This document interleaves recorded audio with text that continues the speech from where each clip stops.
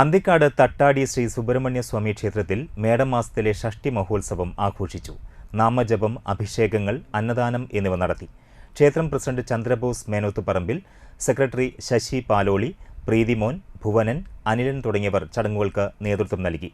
നിരവധി ഭക്തരാണ് ചടങ്ങുകളിൽ പങ്കെടുക്കാനായി എത്തിയത്.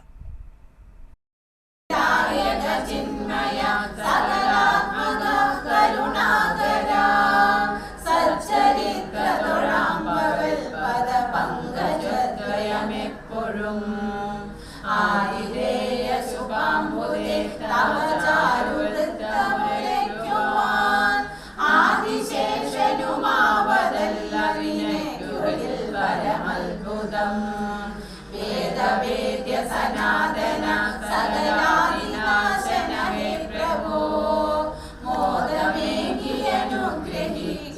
സന്തതം പഴനീശ്വര. സോമബിംബ സമാനനം ഭവരോഗ ദുഃഖ നിവാരണം, ഹേമകുണ്ടലമണ്ഡിതം ശരണാശ്രയം ദിഗിവാഹനം.